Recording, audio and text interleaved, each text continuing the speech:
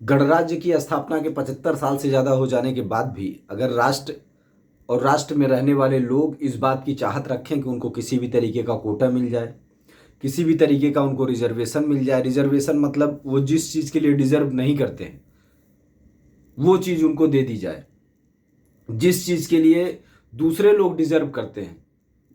10 लड़के हैं, अगर 10 लड़कों में 5 को रिजर्वेशन दे दिया जाए या 2 लड़कों को रिजर्वेशन दे दिया जाए, किसी भी सेक्टर में दे दिया जाए, तो ये स्वाभाविक सी बात है कि उस जगह पर सिर्फ वही बच्चे आएंगे जिनके लिए वो जगह रिजर्व की गई है। वो उसके लायक हैं नहीं है, वो डिजर्व करते हैं नहीं करते हैं।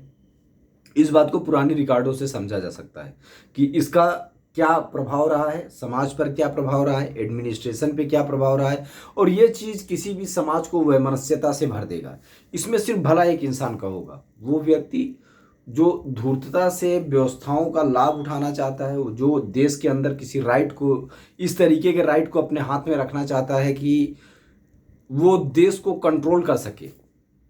सारे लोग मिल करके उसका विरोध न करें। जैसे अगर कोई सामान्य समस्या है, सपोज करो बच्चों के एजुकेशन को लेकर के प्रॉब्लम है, अब स्कूल कम है, हम टैक्स दे रहे हैं, तो टैक्स हम दे रहे हैं कि सभी बच्चों के लिए स्कूल हो, पर सारे लोग विरोध ना करें। अगर ग्रुप के नाम पर कुछ लोगों को ये बोल दिया जाए, अब क्योंकि टैक्स तो उसने भी दिया है, उसके बच्चे को भी निश्चित तौर पे मिलना चाहिए, पर अगर हम कुछ ऐसे लोगों को छांट लें जो संघर्ष करने की हिम्मत नहीं रखते या जो डायरेक्ट नहीं भिड़ेंगे, अगर उनको कुछ दे दिया जाए तो वो मान जाएंगे, और हम उनको एक कोटा दे दें कि भाई आपको रोड पे आने की ज़रूरत नहीं है, आपको गवर्नमेंट के सामने डिमांड रखने की ज़रूरत नहीं है, हम आपके बच्चों के लिए इतना परसेंट सीट रिजर्व कर देते हैं।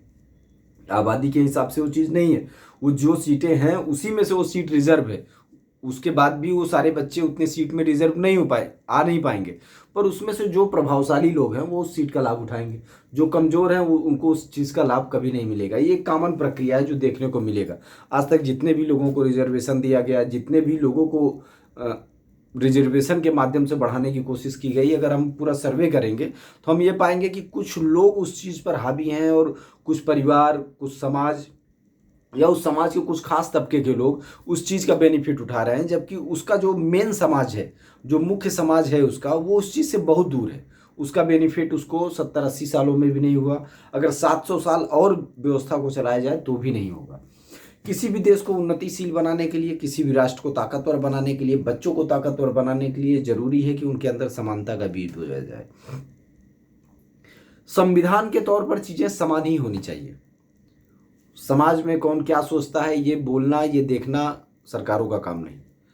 सरकारों का काम है समान रूप से व्यवस्था करना, सरकार की जिम्मेदारी है, क्योंकि संविधान की प्रस्तावना सभी को समान अधिकार देती है। सभी बच्चे को, महिलाओं को, वृद्धों को, जवानों को, सभी को एक समान अधिकार देती है। तो ये बहुत ज़्यादा जरूरी है कि सभी के अधिकारों की सामान्य तौर पर रक्षा की जाए और सभी व्यवस्थाएं सामान्य तौर पर चलें। इसीलिए हम सरकारें बनाते हैं। सरकार एक सिविल सोसाइटी है।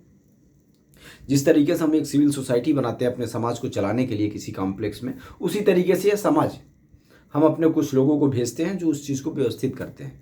पर अगर उसके अंदर हम इस तरीके का कोई सिस्टम कर दें कि जहाँ पर सभी ने समानता के अधिकार के लिए, कि सभी समान रहें, सभी के सम्मान की सामान्य रूप से हिफाजत की जाए, एक ऐसा सिस्टम बना दें कि नहीं, कुछ लोगों के सम्मान को खास माना जाएगा, बाकियों के सम्मान को इनके सम्मान के सामने जीरो माना जाएगा।